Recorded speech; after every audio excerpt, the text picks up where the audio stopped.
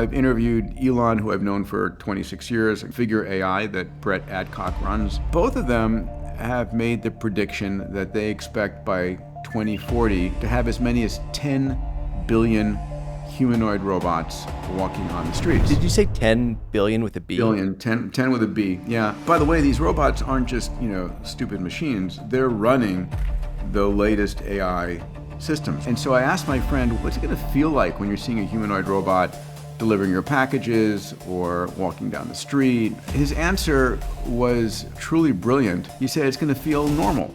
Peter Diamandis is a Harvard-trained physician, MIT engineer, and the visionary founder of XPRIZE. And he's here to share the secret to not just surviving, but winning in the age of AI. There was a study done out of Stanford recently that looked at the persuasive power of humans versus AI. So if you need to be persuaded to buy something, persuaded to take an action, AI wins every time. And then you can imagine AI is going to generate the video and audio and the surround experience that makes that compelling argument even stronger. We just saw VO3 coming out of the Google I/O Summit, which will completely reinvent Hollywood. I mean, Hollywood's toast.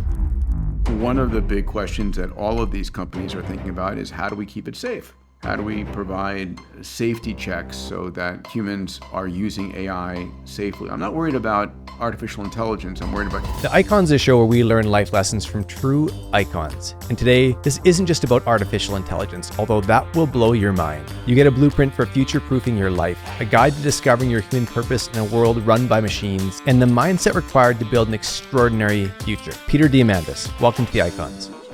Peter, you've dedicated your life to making the impossible possible. You're an engineer, a physician, an entrepreneur, started over 20 companies in longevity, space, venture capital, education, and now you've got to focus on AI and emerging tech. I mean, when you meet somebody for the first time, how do you explain what you do? That's a good question. I tell them I'm a 9-year-old kid having fun. I split my life today. I'm passion-driven and purpose-driven, and half of my attention is on longevity and half is on AI. For me, these are the two massively transformative activities going on the planet that are going to both drive trillions of dollars of value creation and also change every aspect of our lives, right? How we run our countries, our companies, our industries, our families. And for me, it's the most exciting time ever to be alive. And just diving into that, having fun. I invest in companies, I start companies, I advise companies, I write about them, I podcast about them. So yeah, I'm having fun. I think probably fun needs to be the core word because it feels like otherwise that could just be madness, all that stuff that's going on. And I'm curious to talk about AI, but almost first I'm curious about the human side, human potential. How do you define that, and where do you think we are with human potential? So I think the important thing to realize is we are running neural software that's hundreds of thousands of years old, right? Our brain, 100 billion neurons, 100 trillion synaptic connections running on top of an operating system of fear and scarcity is what evolution designed us for. And we're doing the best that we can given that software, but it's a question of how do we up-level ourselves given the tools that we have today. And much of our cognitive biases, much the way we deal with stressors, opportunities, fears, is still very deep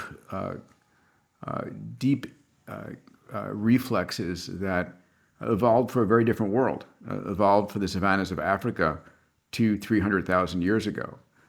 And as such, I think we're still very early in human potential. I wrote a book, 13 years ago with Stephen Kotler called Abundance, the Future is Better Than You Think.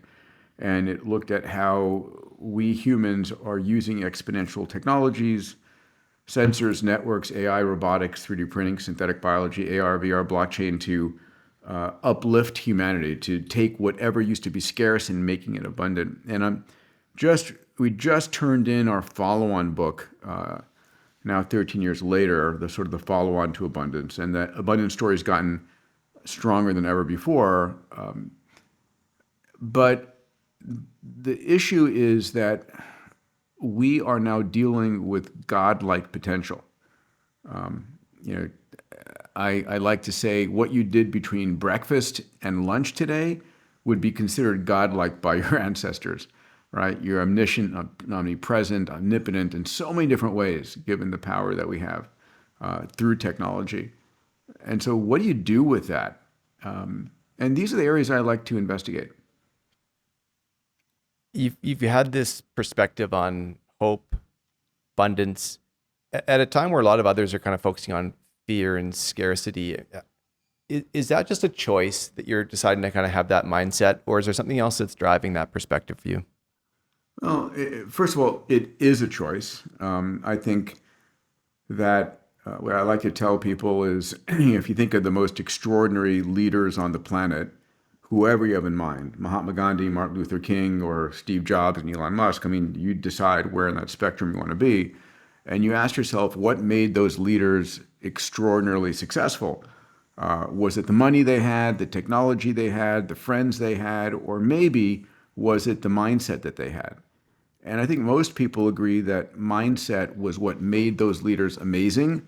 And if they lost everything but maintained their mindset, they would regain some level or surpass their previous awesomeness. So if mindset is that important, then I ask the question to the entrepreneurs that I mentor and support: what mindset do you have? Where did you get that mindset? And more importantly, what mindset do you need for the decade ahead? And I think that we need to actively shape our mindset. And so I choose to have an abundance mindset, a exponential mindset, a moonshot mindset, a longevity mindset. And I remind people that, we've all heard of neural nets that power these large language models. And if you think about it, how do you train a neural net, a large language model in the AI universe? You show it evidence after evidence after evidence, and the neural nets are evolving and the weights get set to be able to recognize that image of a cat or a dog, whatever you want. And so we train a neural net by showing it data. In the same way, our brains are neural nets. And if we are constantly training our brains on, what I call the crisis news network for CNN, right, or all the dystopian news, you're going to have a dystopian point of view. And I, for one, choose to train my neural net, my brain, on what I call data-driven optimism. Like, here's the data that shows how year on year on year, we're able to feed more and more people, give them access to energy and water and telecom and all of these elements, more education, more healthcare at a cheaper and cheaper cost, despite what you hear in the news media. The way you kind of describe some of these things, I mean, first off, the old software that we're running on, hundreds of thousands of years old. And the reality is that DNA moves a lot slower than a lot of the other things in our life. And then there's also this opportunity down the road for humans to tap into kind of new potential, augmented potential. But in between the two, what does somebody do in the moment right now? And I think this idea of mindset, that really is something that's controllable, influenceable, powerful, is a really, interesting notion for people to grab hold of. When you were first embracing that for yourself, did you ever, end up making decisions that just felt like almost way too bold or way too scary before you started to really believe that it would come to fruition? Of course. I mean, there were times where I jumped and then had to rationalize, AKA build a parachute or a set of wings and jet engines. But I think because I've studied the exponential technology road, the miracles that we're experiencing day on day and the massive increase in capabilities that we have are, while they're not fully understandable, they're relatively predictable. I mean, if you started a company in the education space 5 years ago or the health space 5 years ago, today the tools that you have with generative AI and sensors and what's coming on with, Gemini 2.5 and Grok 3.5 and GPT-5, which is coming out, it's a game changer. It allows you to reinvent your entire industry and meet your goals maybe a decade earlier than you expected to. And we have to realize that it isn't going to slow down. It isn't like we've just reached nirvana. Ray Kurzweil. So I run a community of entrepreneurs and CEOs called Abundance 360, and I mentor this group of 500 people throughout the year. We meet on a monthly basis for a number of activities, and then we meet for 5 days in LA at the Abundance Summit every year. And when that occurs, it's a chance to update what happened in the past year and where are things going in the next 2 to 3 years. And I have amazing faculty that come and speak at the event, from Ray Kurzweil, Jeffrey Hinton, and Elon Musk, and Eric Schmidt, and others. And when Ray Kurzweil was on stage with me last, we talked about the notion that in the next 10 years, 2025 to 2035, we're going to experience as much progress as the last century, 1925 to 2025. And that's awe-inspiring, of that much progress. If you look back to 1925, the most advanced technology on the planet was the Ford Model T. And if you look at telephone and electricity penetration, it was 30% of homes. In other words, 70% of homes did not have a telephone, did not have electricity. But this journey has been extraordinary. That gave me goosebumps as you're talking about what the next 10 years is going to feel like from a change perspective compared to the last 100. And I'm really fascinated by that exponential thinking, and I want to dive into it, but I'm curious, you've touched about on all these different achievements that you've had, all these different breakthroughs that you've helped lead or been part of the group that's helped figure out. When you think back about your work, is there something you've done that kind of makes you most emotional to think about? Well, my kids, it's the human element of it, of course. I have two boys that are turning 14 in a week's time. So they're at the beginning of their teenage years. And, every night when I go to sleep, I focus on gratitude and forgiveness and creating abundance in life, not material abundance, but abundance of the other things. And when I'm focused on gratitude, despite all the amazing things and people I know and technology I see, my gratitude focus comes back to the family, and friends. So, that connects with my heart. I think the other is, I think back to myself when I was, a young teenager. I grew up in the 60s. The Apollo program and Star Trek captured my heart. And now, as I'm in the midst of this extraordinary, exponential ecosystem, and I'm seeing Star Trek materialize before our eyes, it's like, yay, we're getting here, and it's accelerating. Yeah. One of the things that's really struck me about your work, I get the opportunity to do quite a bit of research wherever you have these conversations, is just, the leading edge of tech that you're part of, but the constant connection to humans and just what that means to be human and how much of a core component of just what the future is going to look like will remain. I just find that really fascinating in your work, and I appreciate that. When you think about your 14-year-old boys, are you full of hope? Are you full of fear? Like, what do you tell them?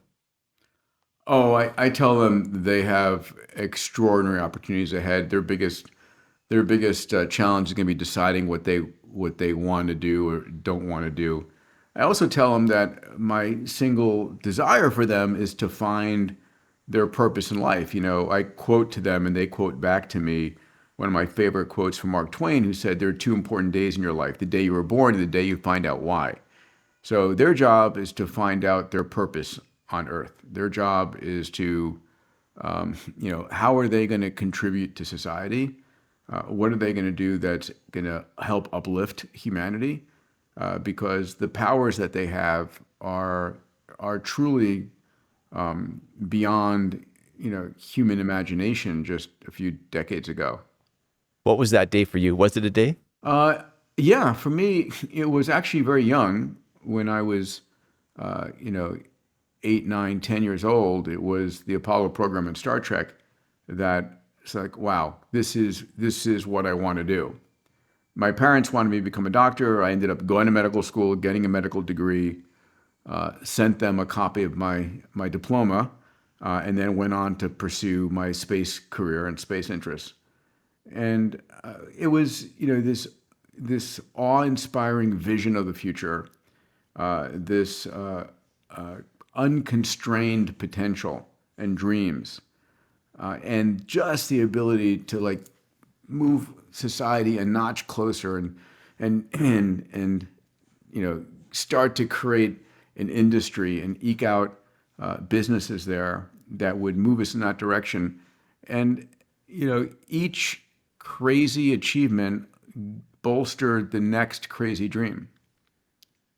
I mean, it feels like you were almost operating on these principles before. I mean, certainly before I was hearing language about them, before we were hearing some of these terms that feel, pretty easy to grab a hold of nowadays. But, to get a medical degree, mail it to your parents, and then go dive into, I mean, these are really kind of exponential ways of thinking early on. What is exponential thinking?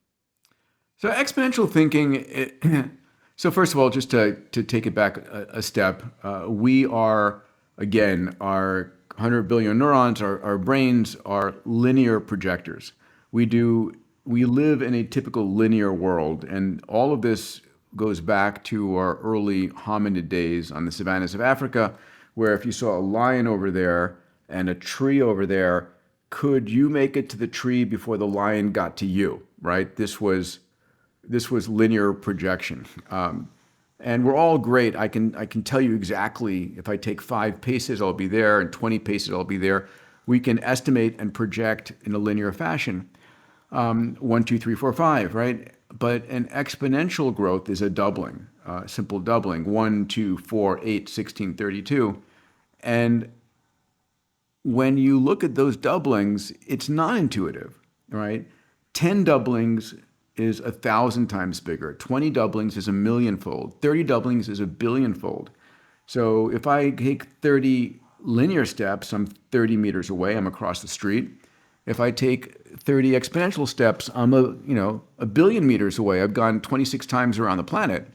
And that disconnect between our linear thinking mind and the exponential world we're in is disrupting industries and creating extraordinary godlike powers.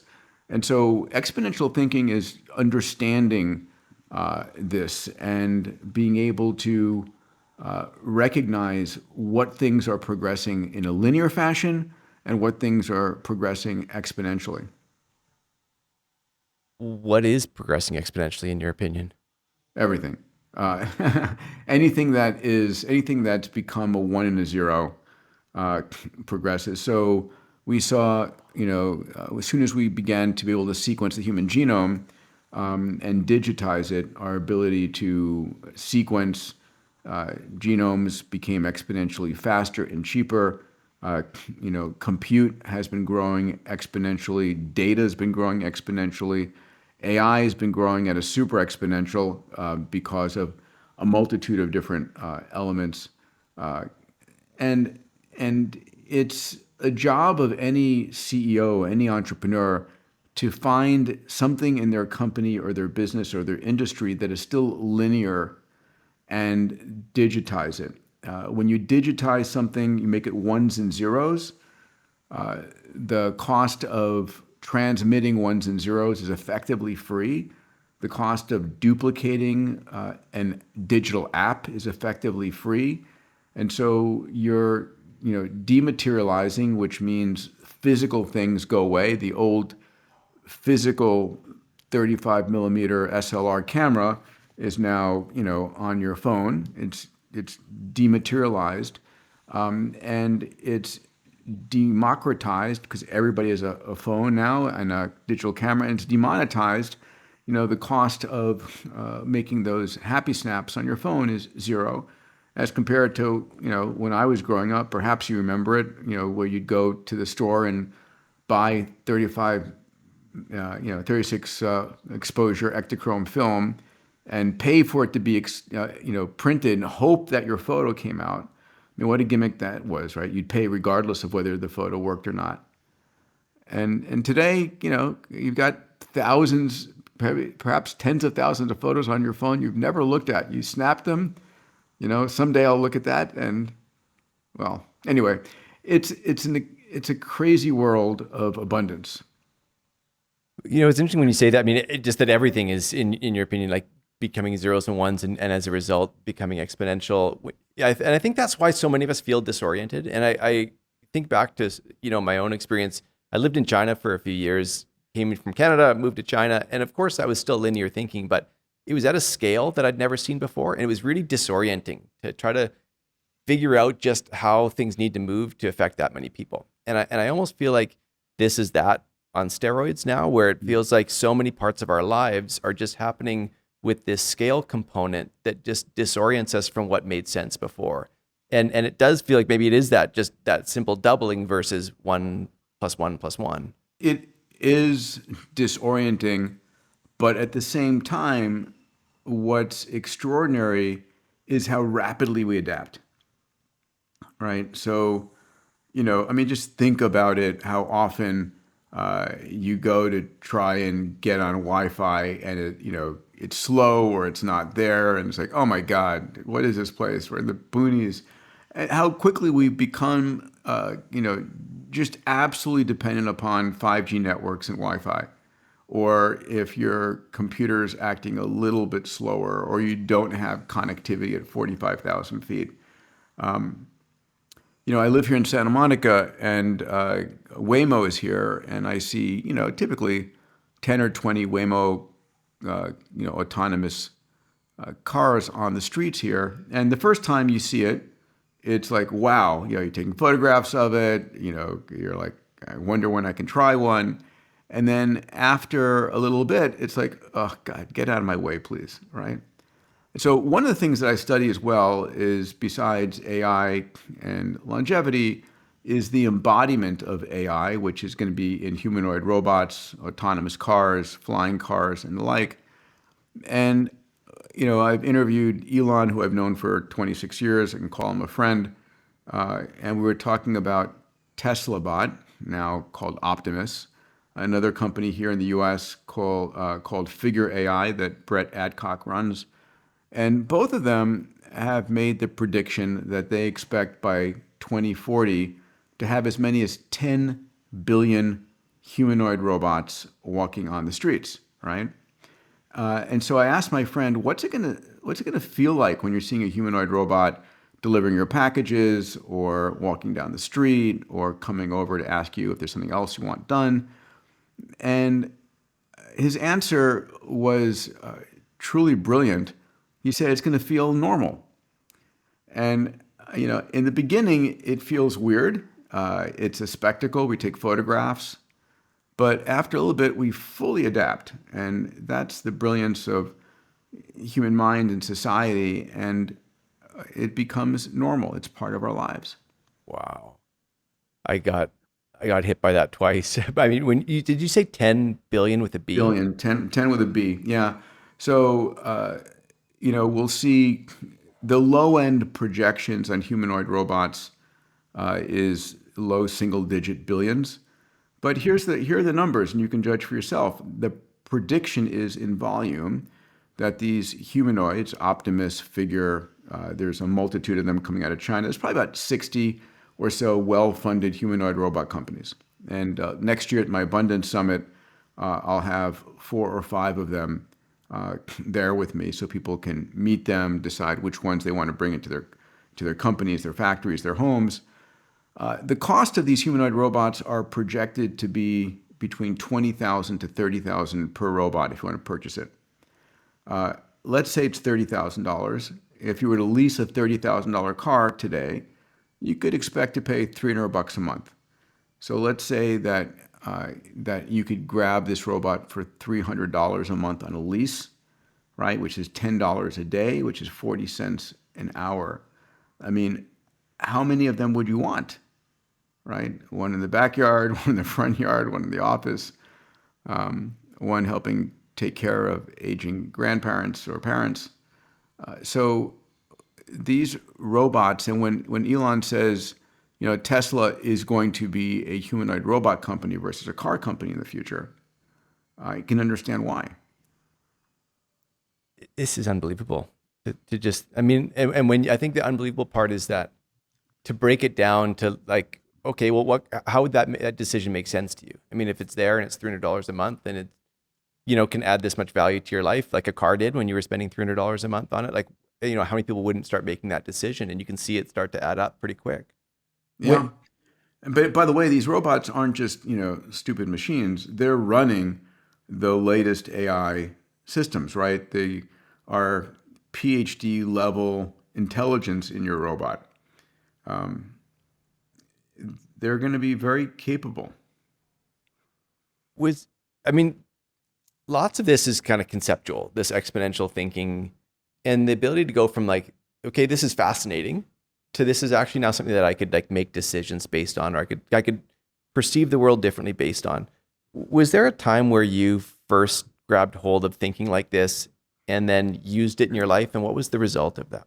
I think my earliest, so listen, I grew up a tech geek. I was at MIT for a decade studying biology and aerospace engineering and medicine and hanging out in MIT's AI labs and going deep on nanotechnology and the future of all these. So, and I live in a science fiction universe, right? That's what that's my brain candy. I consume as much science fiction as I can because it's an exploration. It's an unencumbered, uninhibited exploration of the future. So, this was 1 foot, 20 to 50 to 100 years in the future and 1 foot firmly here. And then I, started space companies, rocket companies, satellite comm companies, the X Prize Foundation, which has launched these large, now $550 million worth of large cash incentive prizes. And I remember reading Ray Kurzweil's book, The Singularity is Near. I took it with me on a camping trip in Chile. And it was quite a thick book, but I started marking it up. And years earlier, I had started something called the International Space University, which was a great success. And as I read Ray's book, I was like, okay, I knew a lot of this stuff, but the way he presented it in this convergence of these technologies all coming together and transforming the world, I was like, I haven't ever seen that presented. And there should be a place you can go to learn about all of the exponential technologies, not in depth, but how they impact each other and transform industries. And that became Singularity University, launched that with Ray in the 2008-2009 timeframe. And I ran that as the executive chairman. And it was a place where I really explored the convergence of these technologies and the implications that they had. And so that was when my mind lit a fire in terms of, oh my God, everything we know, everything we base our society and lives on is about to change. So that was, what year are we in now? 2025. That was 15, 16 years ago. And it's changing, and it's changing fast. I mean, it's so fascinating to hear you walk through this history, because I remember hearing the headlines and hearing, Singularity University coming out and X Prize coming out and all these big things that, to hear the thinking of where that was born from is so fascinating to kind of look back in that timeline. And so what would you suggest that the average person does who's probably, grappling to keep up with, what you're talking about here? Where would they start? Yeah, I think the most important thing is for them to self-educate, right? Because it's not intuitive, but it is learnable. And, you can read some of my books. If you go to diamandis.com, you can learn about, I put out 2 blogs a week, one on AI, one on longevity, a number of books. I just put out a digital course called Exponential Mastery. And honestly, I've got to remember what the URL is for the for the course. We'll But make sure if you, people get it if you can share it after. yeah, sure, of course. But what I've done is created an onboarding course to help people understand what the implications of exponential technologies is. A whole program on mindsets, on developing a purpose-driven mindset, an abundance mindset, an exponential mindset, a longevity mindset, which I think, again, mindsets are one of the most important elements. And and then I walk through each of the exponential technologies. Where are they today, and where are they going? Not to give anybody a PhD level understanding, but just conceptually to understand where is 3D printing today, where did it come from, and where could it possibly go next, right? At a fundamental level, this helps you get a grip on where the future is going, which is so extraordinary. I mean, what's going on today in even vibe coding, where all of us are potential coders. It's crazy exciting. When you're talking about these newsletters you write, or even when you were kind of first And by the encountering way, the website for those is just exponentialmastery.com. We'll get you there. exponentialmastery.com. Okay. Yeah. When you talk about the way you were introduced to some of this stuff, and then also, the way that others can get introduced to it, self-education, read your newsletter, it sounds like there's a role for those who can, whether it's still called storytelling, I'm not sure, but just pull these pieces together and put them in a format that can be a pathway for others to follow. How important is that skill still? Yeah.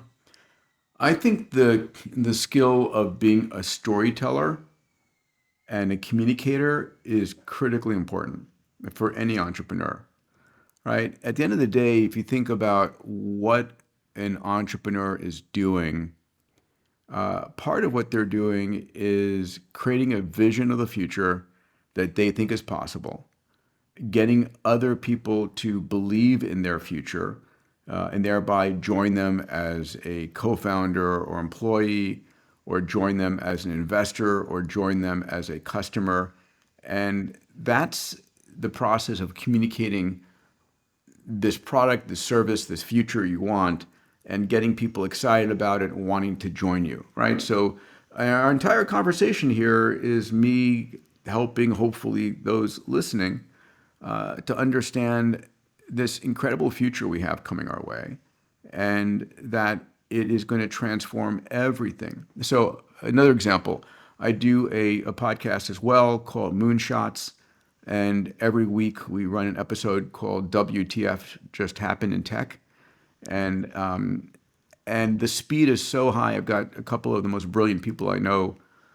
Dave Blunden, who runs a $1 billion AI venture fund and has built some of the most extraordinary companies, and Salim Ismail, the head of Open EXO, which is Exponential Organizations.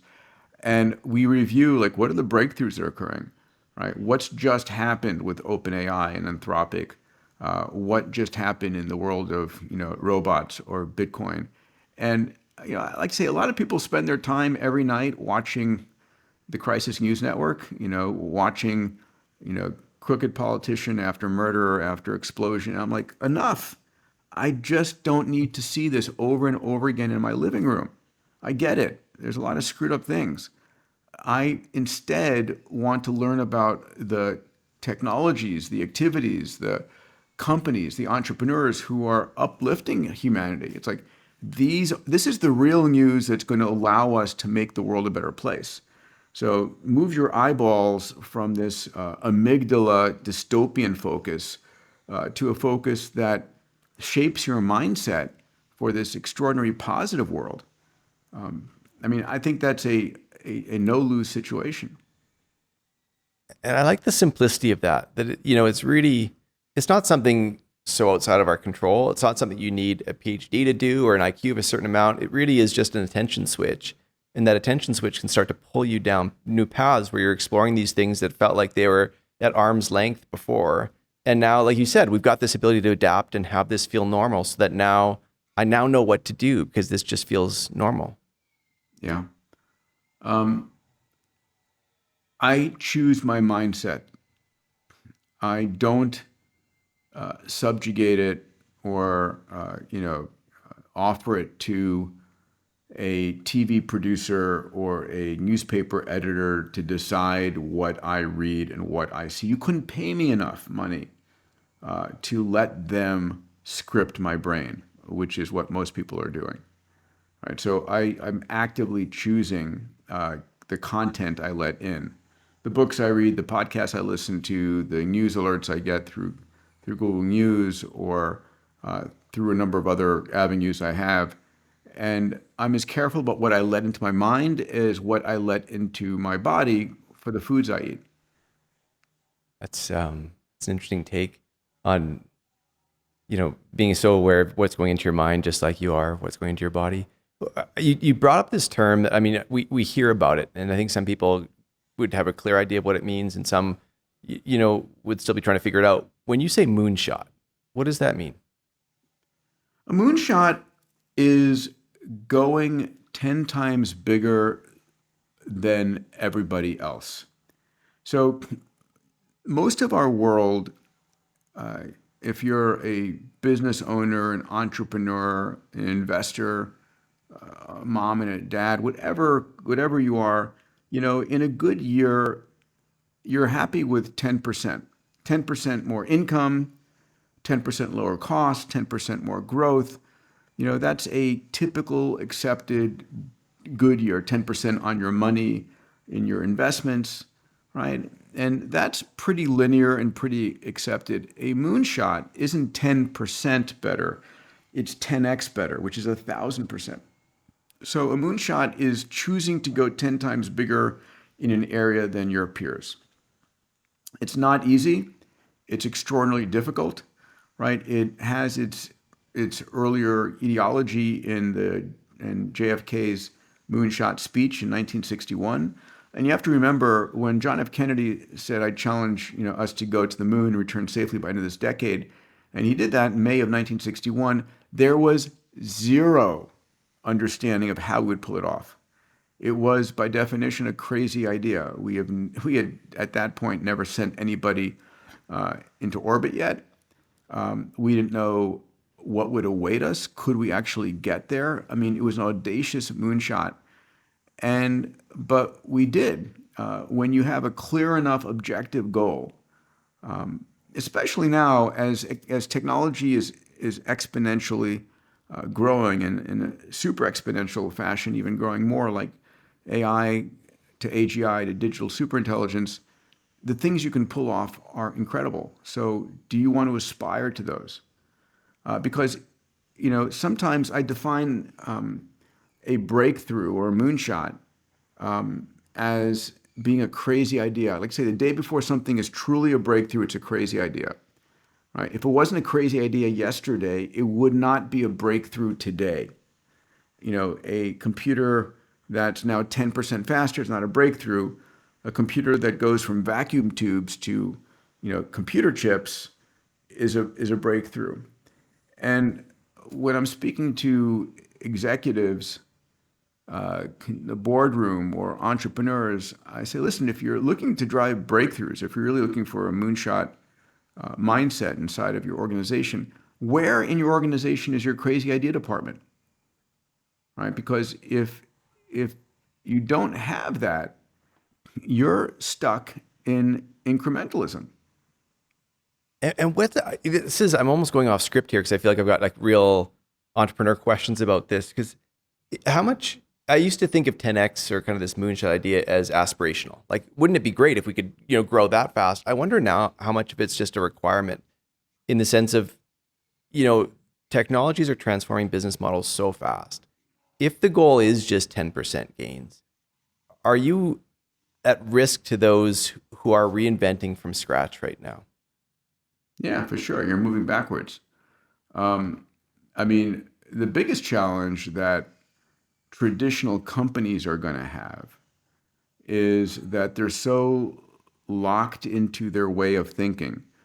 They're locked into their employee base. They're locked into their equipment that they own, that they don't have the agility to reinvent themselves. It's like Kodak, which came up with the digital camera first, but said, no, no, no, we're in the paper and chemicals business. That's where we make our profits.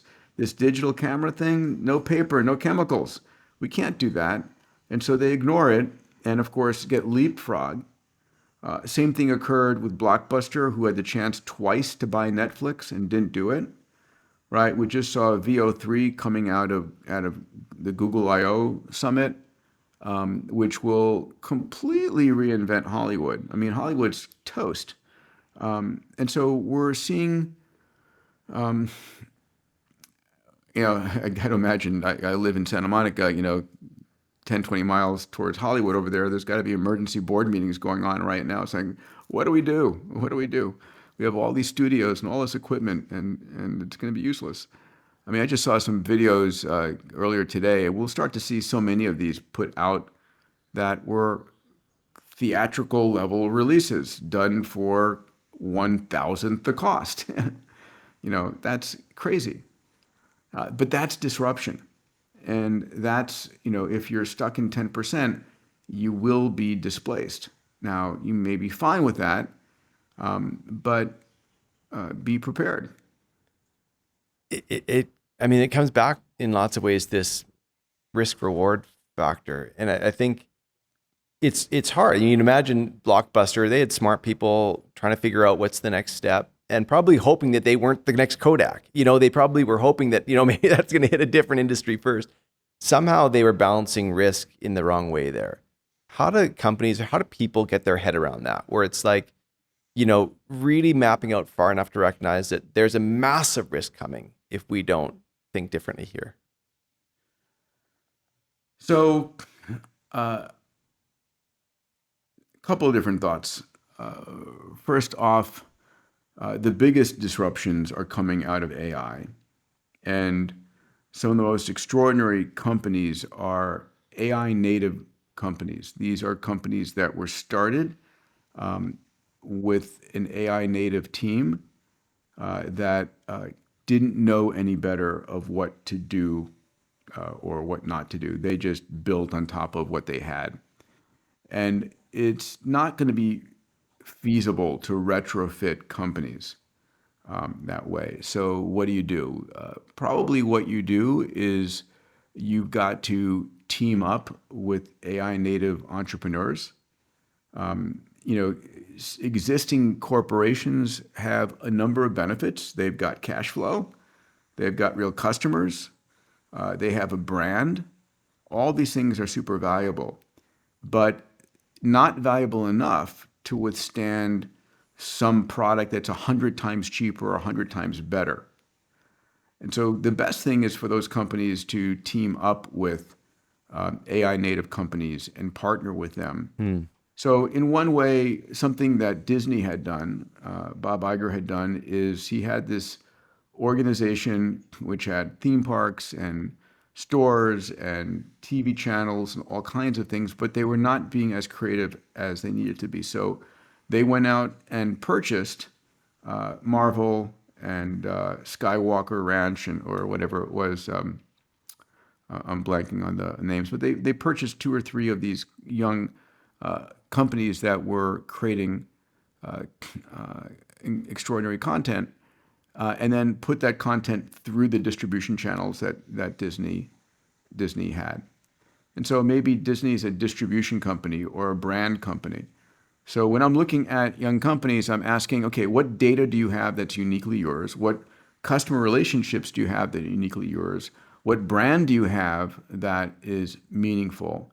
And can you build a relationship with disruptive innovators that utilize those assets to go faster? Because I think those filters are really helpful, because I wonder how much of conversations that would be able to kind of get onto this topic pretty quick are now trying to sort through what's a great moonshot idea versus a really risky one.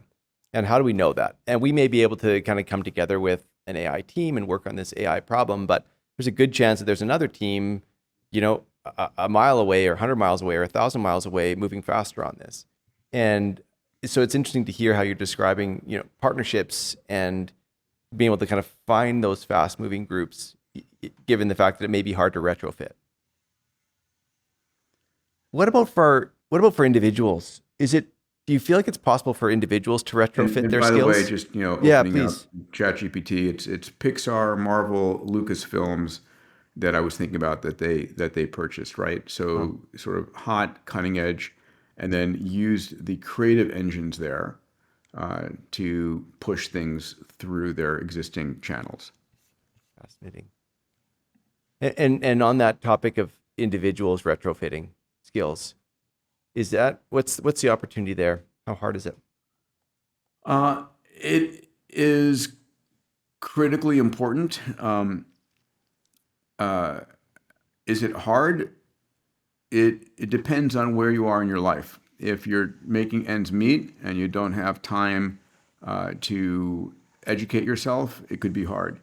One of the things that people don't realize they have is they have access to the most brilliant, infinitely patient, and capable teachers on the planet, and those are called the large language models.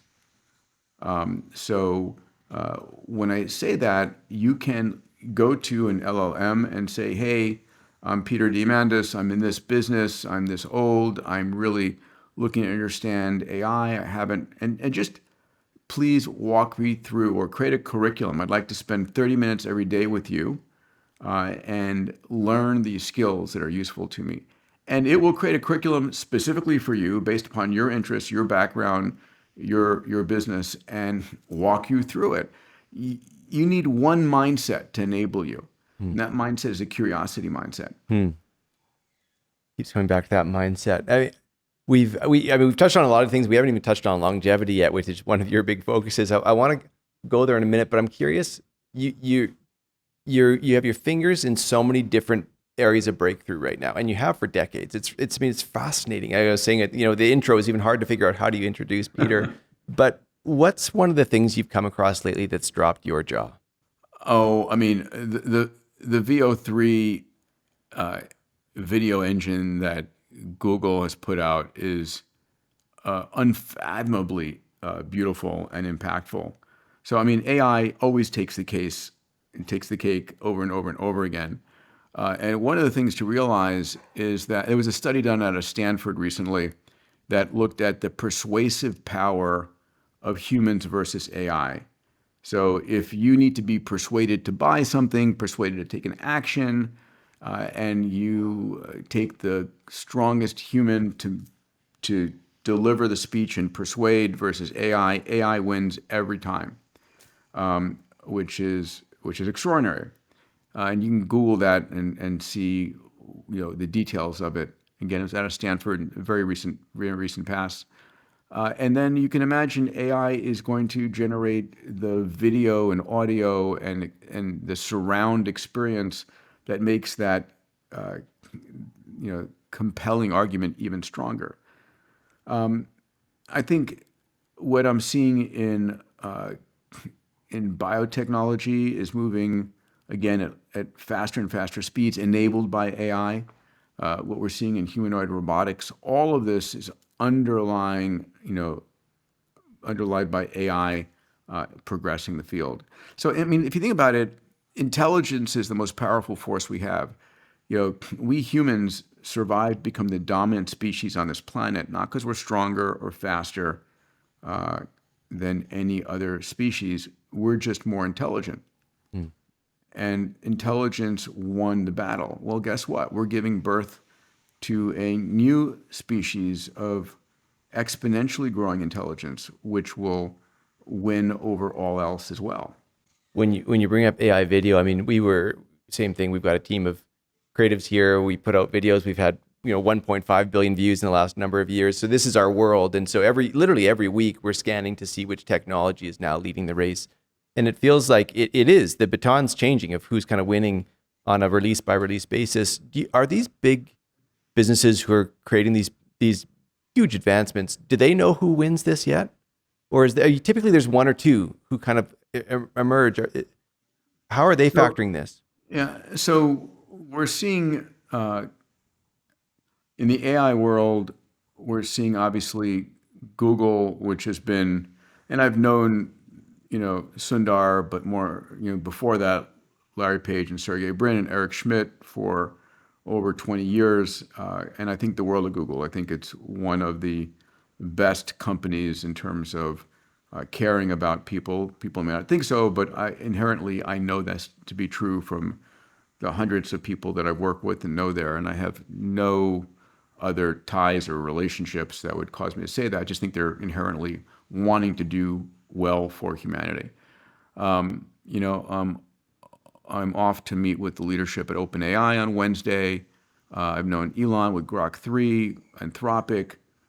All of these companies are becoming $100 billion, trillion dollar players and are aggregating wealth. Add on to that, of course, Microsoft, the most valuable company on the planet, NVIDIA, jockeying for most valued company along with Microsoft.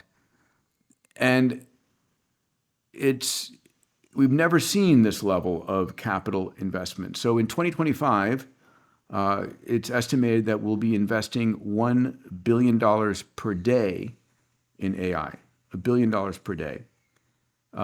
By 2030, that's expected to top $1 trillion per year, right? Going into AI infrastructure and compute. It's the most powerful, most valuable thing on the planet. And so it's going to be the greatest wealth generator. It's also going to be the thing which helps extend the healthy human lifespan, helps us create breakthroughs in science and math and physics, help us create room temperature superconducting, help us pull CO2 out of the atmosphere. All of these things are enabled by increasing intelligence. And I think, I mean, that's what's so fast. I mean, there's the powerful, extraordinary, unbelievable potential part of this, but there's the scary side too. I mean, there's not just capital at risk here. There's humanity at risk and all sorts of things too. I'm capable of asking you the surface questions here, and our listeners, that's probably where they're at in this topic. But you're meeting with teams who are at the deepest levels here, with whether it's OpenAI or Google or Elon. What are the deep? I mean, I'm sure there's a certain amount of privacy, but what's the deep questions that either you're investigating with them or they're investigating right now that we should know about? So I don't think we truly understand the implications of AI that is an order of magnitude more intelligent than humans. So by definition, the average human IQ is 100 IQ, right? That's by definition. We saw Anthropic, I think it was Claude 3, demonstrate an IQ of 101, which is just over average. Then we saw GPT, I think it was O3 with an IQ of 120, and now the highest IQ that was published for a large language model a couple months ago was 136, and we'll see IQs, off scale in the not too distant future. So one of the big questions that all of these companies are thinking about is how do we keep it safe? How do we provide safety checks so that humans, are using AI safely? I'm not worried about artificial intelligence. I'm worried about human stupidity. I'm worried about the dystopian use of AI by a few rogue actors. So those conversations are going on. One of the early conversations was, should AI be allowed to code itself, and should it be put out on the open internet? Well, that was a conversation, and we blew through both of those. And what are the implications of that going to be?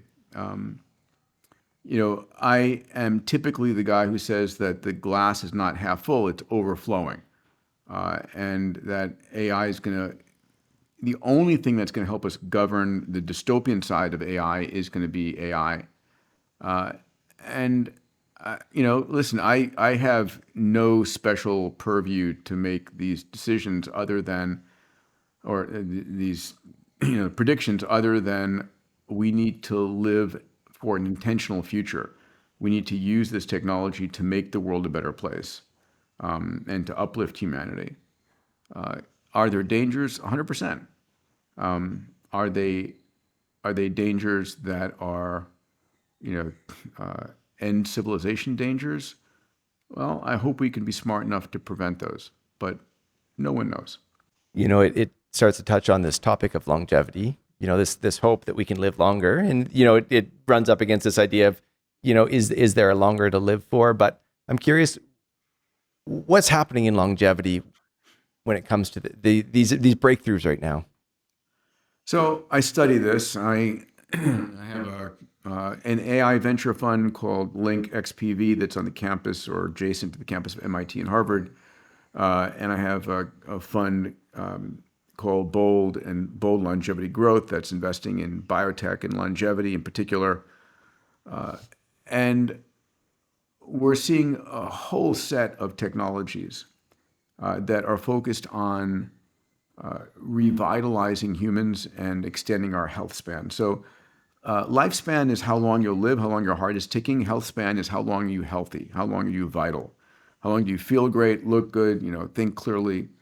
In the US, lifespan is at 78 to 79 years old, and health span is at 63, right, which tells you that the last 15, 16 years of your life are spent in poor health. And our goal is can we move health span up at least to match lifespan and then move together from there. I run something called the Longevity Platinum Trip every year. I bring together 50 of the top scientists, entrepreneurs, researchers in longevity, and then I bring a group of about 50, 60 family offices to meet with them and make investments. And I curate this 5-day, 5-star experience. And it's amazing how rapidly things are moving there. Probably the hottest fields in this are the field of epigenetic reprogramming. We all have the same software, the same genome at birth that we have at death. And so the question is, those 22,000 genes, why do you look different throughout your life? Why don't you have the same level of health at 80 or 90 that you had at 18? And it isn't what genes you have, it's which genes are on and which genes are off. Which of those 22,000 genes that should be off have been turned on later in life, or the ones that should be on have been turned off? And that's your epigenome, from the Greek word for above, epi. And the theory right now is that we can perhaps reverse your epigenetic coding to turn back the clock. So a lot of billionaires are investing in that field, and with great evidence supporting it in animals and non-human primates, and soon, hopefully, humans. We're seeing companies that are working on giving us all a backup set of organs so that you can have an extra heart, liver, lung, kidney, not from someone dying in a motorcycle accident, but from someone regrowing you an organ using your own genetic code so that it matches you. Other areas of focus include stem cells and stem cell reeducation. There's a whole set of new therapies and therapeutics around that. One thing I'm excited about is I mentioned the X Prize Foundation earlier, that I'm chairman of the X Prize. And 18 months ago, we announced one of our largest X Prizes ever, called the Health Span Prize. And this is a prize, it's $101 million of cash prize money and a $10 million bonus prize. And this is a competition asking teams to reverse the ravages of aging in your cognition, immune, and muscle by up to 20 years. So can I deliver you a therapy that is within a year time able to make you 20 years functionally younger?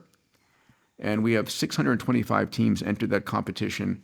We expect a winner by 2030, funded by a gentleman, Chip Wilson, the founder of Lululemon, Canadian. Fellow Canadian, that's right. Yeah, exactly. He's a brilliant, such a kind soul. And also by a group out of Riyadh called Hevolution. Think of health and evolution together. I mean, all of this is mind-boggling. I think you talk a lot about it being in research stage, and I'm guessing that, parts of it are kind of popping down to people actually like using it or trying it. I'm a 44-year-old man. If you were to say, like, here's the one thing I would suggest you either do or look into, like, what's one of the breakthroughs that feels like is actually in our hands? Well, so I wrote a book called Longevity Guidebook. And, I don't need the money from writing books anymore. And so I make the book available at cost. If people want to go to longevityguidebook.com and you can get a copy for the cost of it being printed, shipped to you with a lot of other benefits. And what I outline in the book is basically the most important things you can do today, which are free, that are just fundamental about helping you get to what I call longevity escape velocity, right? Get to the point where for every year that you're alive, science is extending your life for more than a year. This idea of longevity escape velocity is thought by many to be very real, that we're in this very hyper-growth part of the curve, that your goal is not to die from something stupid before we get to that point. And so let's talk about what they are. Diet is critically important. Like I said earlier, I'm super careful about what I let into my body. The very first thing people need to know, it's not popular to say this, but sugar is a poison. Sugar is a neuroinflammatory, a cardiac inflammatory. The one molecule that heart disease correlates with, it's not triglycerides or HDL or LDL or LP little a, it's sugar. The higher your sugar levels, the higher your cardiac disease will be. The same thing with neuroinflammatory disease. Our bodies were never designed to consume as much sugar as we do. We're consuming 10 times as much sugar today than we did 100 years ago. So what you eat, so minimized sugar and high glycemic carbs. I maximize the amount of whole plants I eat. I attack these things. If you're sitting down for dinner tonight, do me a favor, even change the order in which you eat your food. So if you eat your veggies first, your fiber, it goes into your body and it slows down the digestive tract. You eat your protein next, and the slow digestive tract allows you to absorb the protein more. And then if you eat any carbs last, first of all, you've got the nutrients coming in first.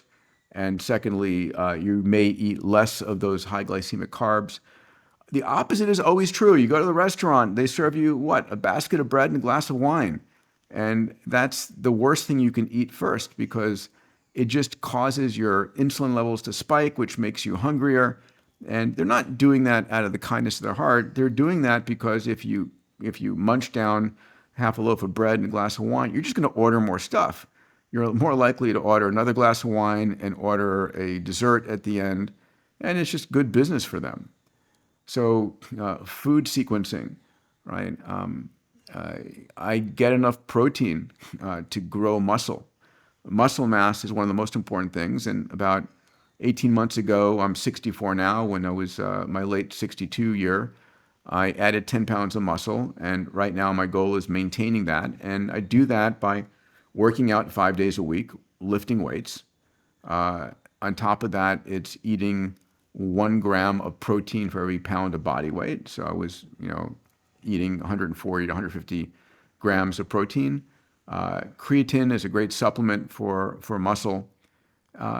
And I mean, it's just putting the work in. Sleep, fundamental, right? If evolution could have done away with even an hour of sleep, it would have. We're the least productive. We're open to predation when we're sleeping. Sleep, however, is fundamental to all life, or almost all life on this planet. So sleep is critical. Mindset is one of the most important elements of this. There was a great study done of 69,000 women, 1,500 guys, published in the National Academy of Sciences. And this study was all the data was normalized for socioeconomic income. And what it showed was if you have an optimistic mindset, you will live 15% longer than pessimists. So just the mindset alone is a great move. And, eating the right food, getting enough sleep, exercising, adjusting your mindset, these things don't cost money. They cost willpower. They cost commitment, right? You have to have this longevity mindset. The notion that you believe that AI and gene therapies and all these technologies are going to be adding decades onto our life. And damn it, I want to see as much of this future as I can. And therefore, I am going to stay in the best health I can. And that's a longevity mindset. It means, when you get up in the morning to go to the gym, you don't roll over and hit the snooze button. You have the willpower. And at night, when they're about to put that piece of chocolate cake in front of you, you say, no, thank you, right? This is a longevity mindset. I mean, those feel like levers that any of us can pull. I mean, they're not easy levers, but whether it's diet or it's, muscle mass or sleep, mindset, those are the free things. Is there a paid for thing that's emerging right now that feels like this is the other? So my book, Longevity Guidebook, will run through all these, and the subtitle is How to Slow, Stop, and Reverse Aging and Not Die from Anything Stupid. Now, what do I mean by that? So it turns out that our bodies are extraordinarily good at hiding disease. We all know of people who went to the hospital with a pain on their side, and the doctor says, listen, I'm sorry to tell you this, but you've got stage 3 or stage 4. It didn't happen that morning, right? It's been going on for some time, but your body compensates until the very end. 70% of heart attacks do not have any preceding shortness of breath or pain or anything. The first sign of a heart attack is a heart attack, and half those people don't wake up. And the important thing to realize is that you can know what's going on inside your body. And so one of the companies I'm very proud of that I co-founded with Tony Robbins and Joe and Bill Kapp and Bob Hurry is a company called Fountain Life. You can go to fountainlife.com.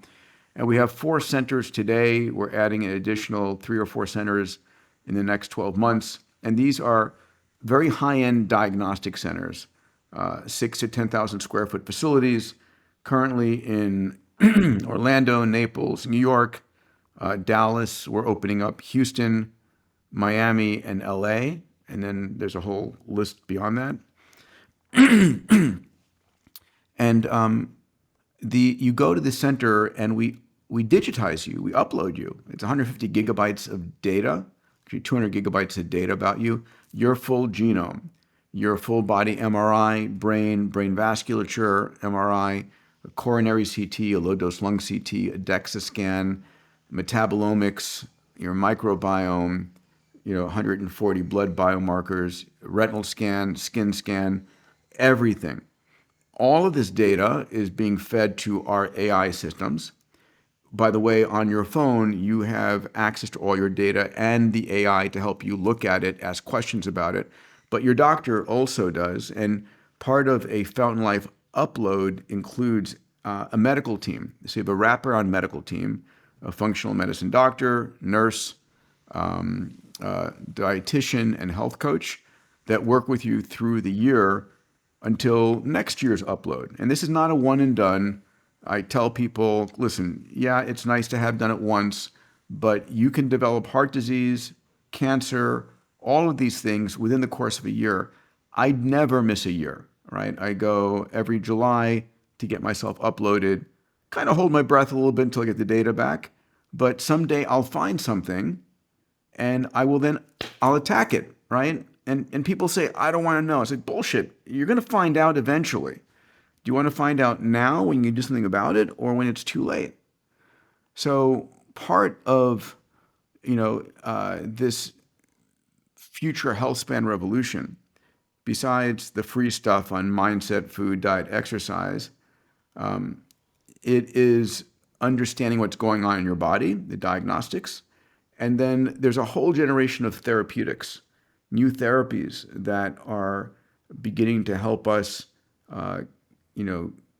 minimize inflammation in your body, increase your immune function, increase your muscle mass, all of these things. The stuff that's coming out of the Health Span X Prize, right? These 620 teams, all of those are breakthrough therapies to make you healthier and live longer and healthier lives.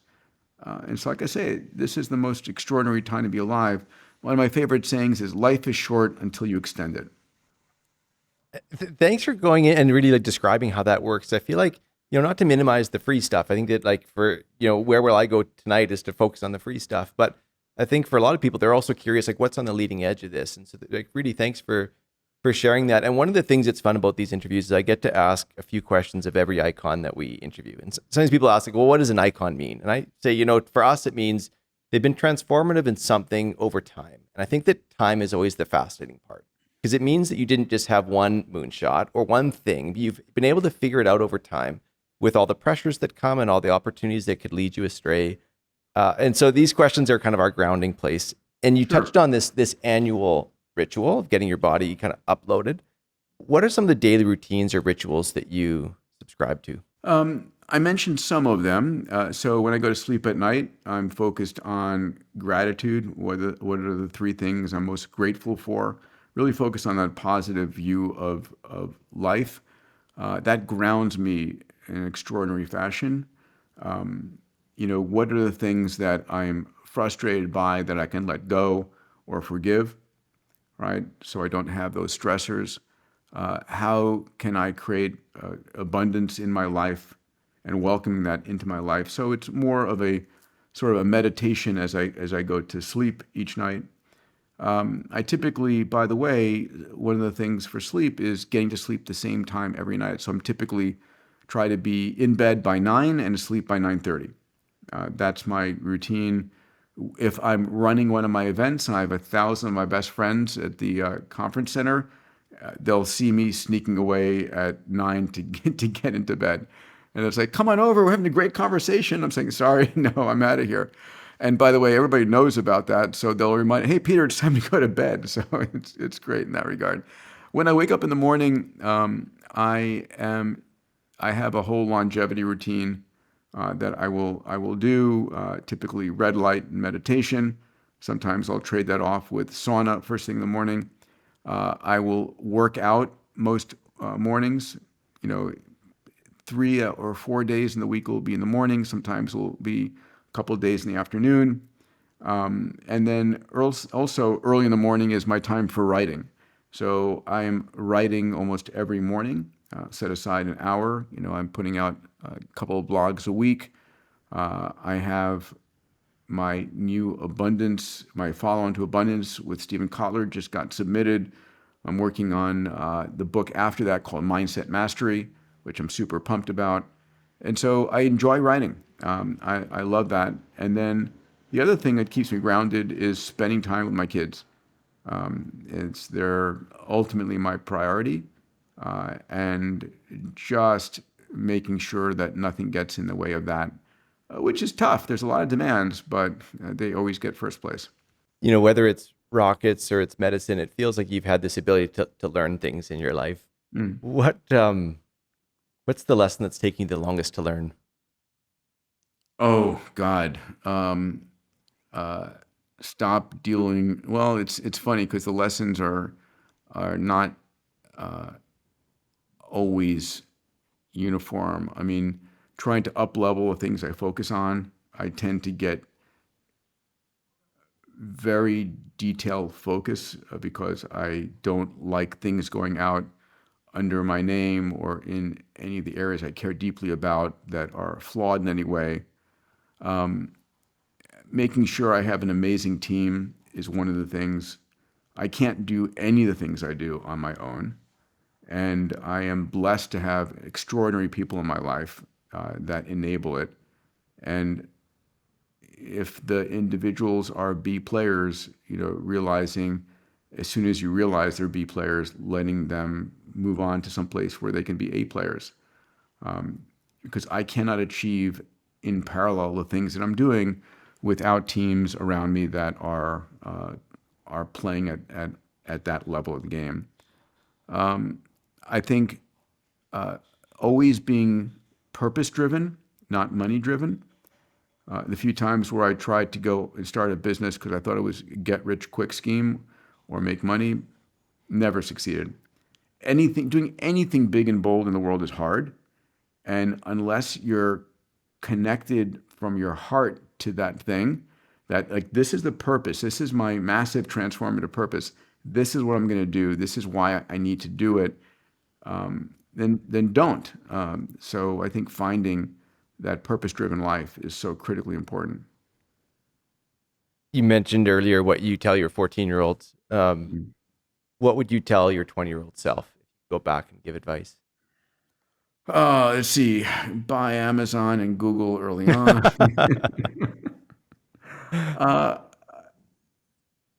Wow. It's interesting. I spent 20 years in the space business and really helped set a foundation there with the Ansari X Prize and International Space University and my companies like Zero G and Space Adventures. And it was fantastic.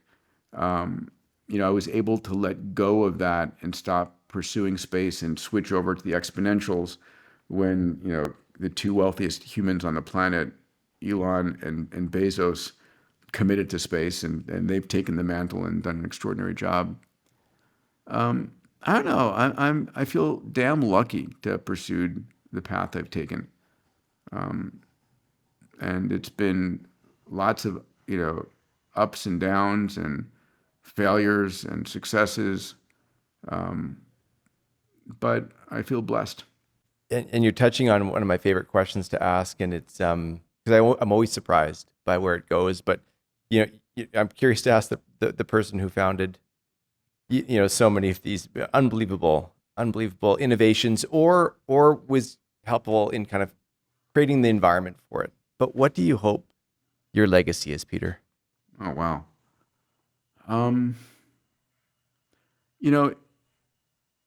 In one part, there was a legacy of helping open up the space frontier, and I think that was my desired legacy earlier in life. I think that mantle has been passed on to other extraordinary entrepreneurs. Elon by far is single-handedly driving to make humanity a multiplanetary species. I think the next was helping shift people's belief that any problem can be solved. And that work really through the X Prize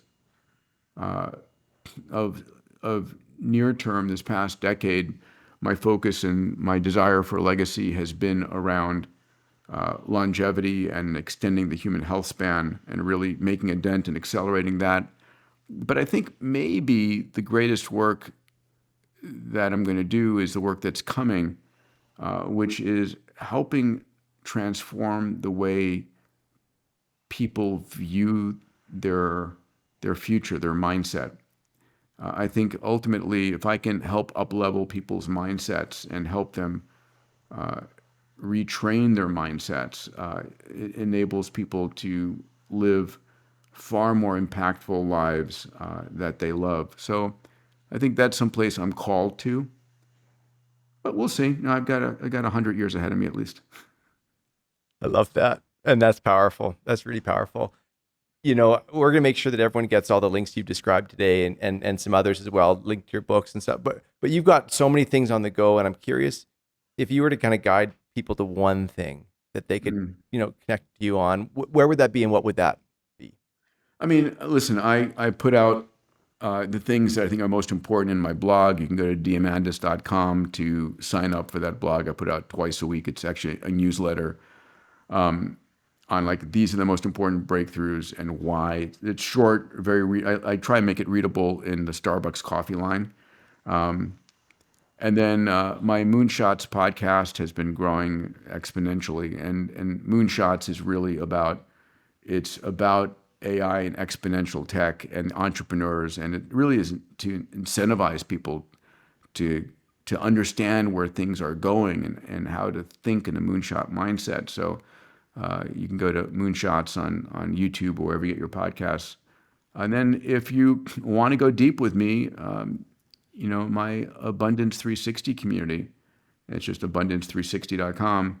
I love the community. They're amazing. I pour my heart and soul into it. Yeah, so those are the places to go look. We're tuning in. Peter, thank you for this. I mean, thanks for taking us into the frontier that's also happening today and tomorrow. It feels like the science fiction we're living in. And then also thanks for your ability to bring it to a human level and to keep connecting it to people in a way that matters to the human DNA that will continue on as well. Thank you for this conversation. My pleasure. Thank you.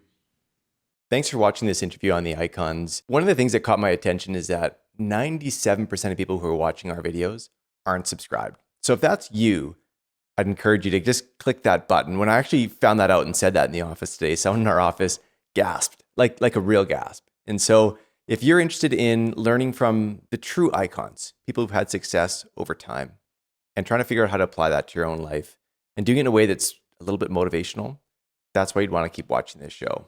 Again, thanks for watching.